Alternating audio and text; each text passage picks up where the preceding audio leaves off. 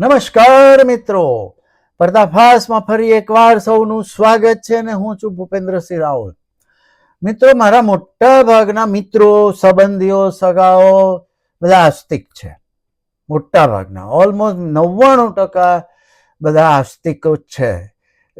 અમુક થોડાક જ મિત્રો રેશનલ છે, બાકી મોટા ભાગના 99.99% બધા આસ્તિક છે. સંબંધીઓ એ બધા આસ્તિક છે અને એમાં આપણે કઈ એમનો કોઈ વાંધો પણ નથી. હોય એમની આસ્થા છે તો હોય, એમનો હક છે.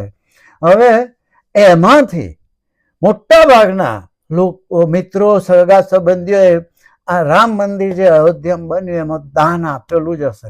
કોઈ પણ હિસાબે કશું પણ દાન આપ્યું હોવું જોઈએ એવું હું ધારું છું. અને એમાંથી ઘણા સંબંધીઓ અને ઘણા મિત્રો તો અયોધ્યા જાતે જઈને દાન આપી આવ્યા હશે, જાતે જઈને દર્શન કરી આવ્યા હશે કે ભાઈ ચલો ખાસ કેટલા બધા સેંકડો વર્ષોનો ઝઘડો છે મટી ગયો અને પતી ગયો, ત્યાં મંદિર બની ગયું છે, તો ચલો આપણે એ બાને એના દર્શન પણ કરી આવીએ અને એ બાને ટૂર પણ થઈ જાય. મને યાદ છે ત્યાં સુધી મારા ઘણા બધા સંબંધીઓ અમેરિકાથી ઇન્ડિયા ગયા છે, એ લોકોએ પણ અયોધ્યાનો પ્રવાસ કરેલો છે, તો ત્યાં એમને દાન દક્ષિણા આપી જ હોય. અને એટલે હું કહું છું કે મોટા ભાગના મિત્રોએ, સગા સંબંધીઓએ, જે આસ્તિક હોય એ ખાસ તો એમણે કશુંક તો દાન આપ્યું જ હશે. હવે વિચારો એ દાન ગયું ક્યાં? ચોરાઈ ગયું બધું.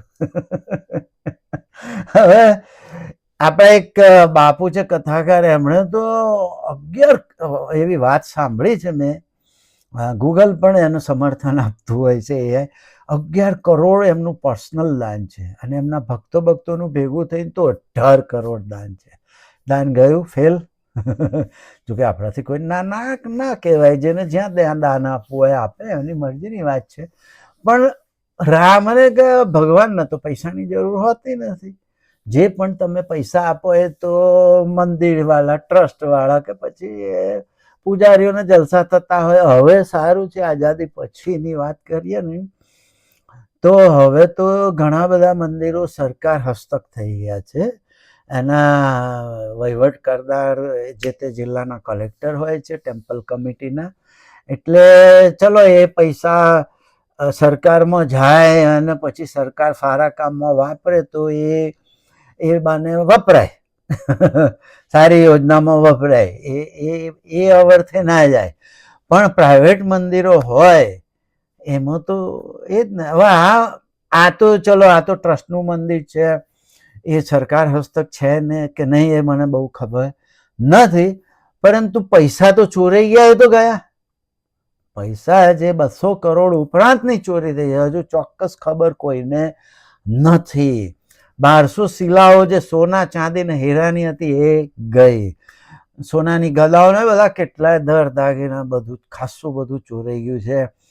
હવે ચંપતરાય એના ટ્રસ્ટી છે, એમની જે એક વાત એવી આવી છે કે કોઈ 2 રિયલ એસ્ટેટના જે એજન્ટો હતા, એ એજન્ટોએ એક જમીન 2 કરોડમાં લીધી હતી. 2 કરોડમાં એક જમીન એ લોકોએ ખરીદી અને પછી 10 મિનિટ પછી એ જમીન ચંપતરાયના ટ્રસ્ટી હોય કે ચંપતરાય 18 કરોડમાં ખરીદી. બોલો. તો એ પૈસા તો મંદિરના જ વાપર્યા એમણે, બરોબર, ટ્રસ્ટ તરફથી ખરીદી કે જે હોય, તો એ પૈસા તો મંદિરના ને ટ્રસ્ટના જ ગયા ને. પેલા લોકો 2 કરોડમાં ખરીદી, 10 જ મિનિટ પછી એ જમીન 18 કરોડમાં ચંપતરાય એ ટ્રસ્ટ દ્વારા લીધી. તો એમાં લગભગ 16 કરોડ વધારે ચૂકવાઈ ગયા. તો એ 2 જે એજન્ટો હતા એમને એ લોકો 16 કરોડ વધારે ચૂકવ્યા ટ્રસ્ટ તરફથી. મંદિરના ટ્રસ્ટે આપ્યા, તો એ 16 કરોડ વધારે આપે એટલે ખર્ચો ગયો મંદિરમાં, ટ્રસ્ટમાં. પણ એ પેલા લોકોને તો 16 કરોડ નહીં મળ્યા હોય ને. એ આ કરનારાઓ, વહીવટ કરનારાઓ એક પાછા લઈ લીધા હશે એમની જોડેથી. 10 જ મિનિટમાં 2 કરોડના 18 કરોડ ચૂકવ્યા. વિચાર તો કરો. એટલે આવા બધા સંબંધો, તમે હોંશે મંદિરમાં દાન આપો, ચેકથી આપો, સોનું આપો, દાગીના આપો, અયોધ્યા જઈને પાછા તમે દાન કરી આવો. એક ચોક્કસ સમયગાળામાં ફક્ત 80 થી 83 કરોડ દાન આવ્યું છે, અને એ વખતે મુલાકાતીઓ 16 કરોડ હતા. તો આ લોકો ફક્ત એક માણસે ફક્ત 5 જ રૂપિયા દાન આપ્યું.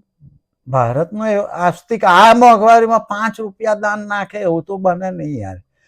એ કોઈ 25-50 વર્ષ પહેલા કોઈ 5 રૂપિયા દાન નાખે એ વાત અલગ છે, પણ અત્યારે તો હું નથી માનતો કે 5 રૂપિયા કોઈ દાન નાખે. 500ની નોટ તો મિનિમમ નાખે. તો અહીં પણ ચોરી. હવે પાછું તકલીફ એ છે કે ચોરી થઈ છે એવું ના કહેવાય.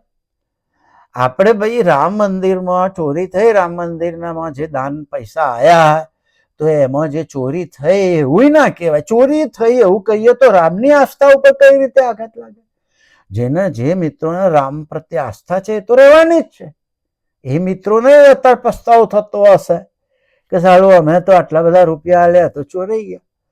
એમાં રામની આસ્થા ઉપર ક્યાં કુઠારાઘાત થવાનો? તો આપણે એવું કહીએ કે મંદિરમાં ચોરી થઈ તો એમાં રામની આસ્થાનો ક્યાં સવાલ આવે? રામ પ્રત્યે આસ્થા હોય તો રહેવાની જ હોય.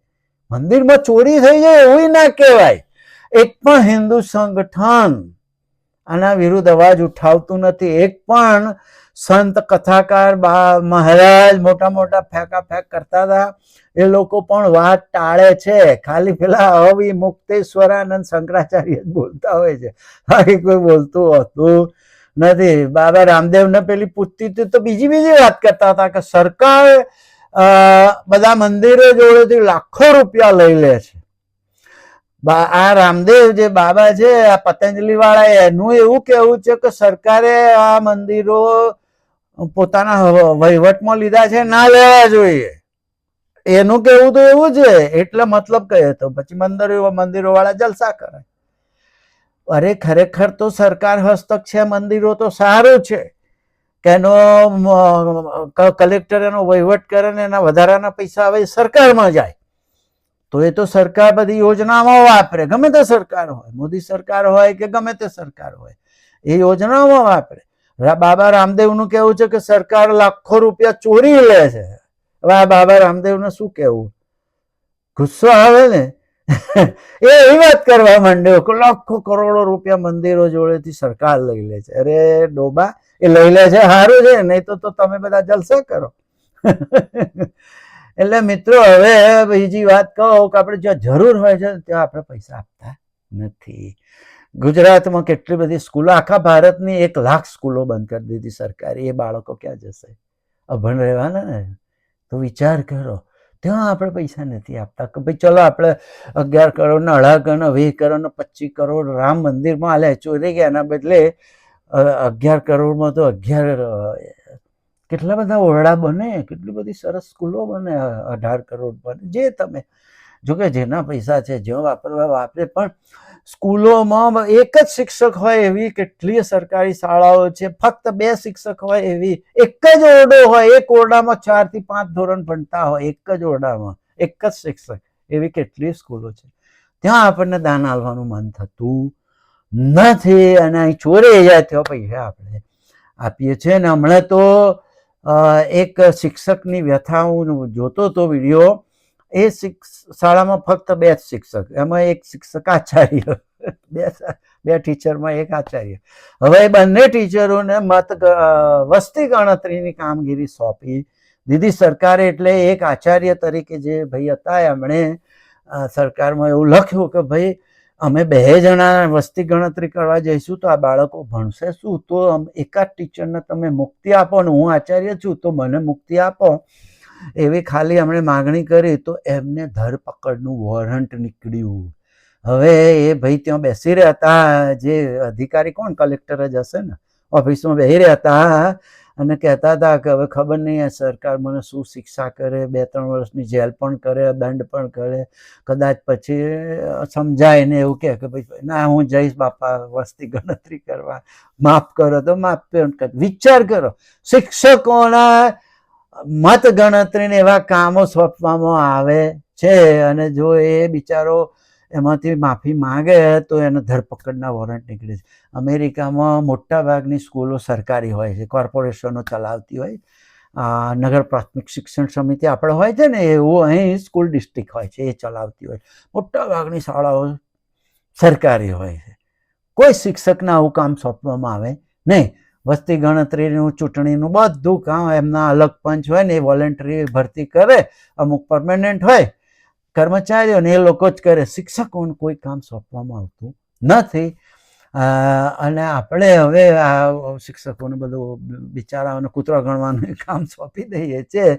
પણ મારું તો આ મુખ્ય વાત એ છે કે મંદિરોમાં ભગવાનને પૈસાની જરૂર છે નહીં. જો જરૂર હોય ત્યાં આપીએ તો એ લેખે લાગે ને તો રામ રાજી રે. આ ચોરાઈ જાય એવી જગ્યાએ પૈસા આપવા, એના બદલે કોઈ શાળા બને, એમાં ઓરડો બનાવી આપો, કે કોઈ બાળકોને સ્વેટર પહેરાવો શિયાળામાં, કે એવું તો લેખે લાગે રામ રાજી થાય, હનુમાન રાજી થાય. આટલું કહીને મારી વાત પૂરી કરું. આવજો, બાય બાય.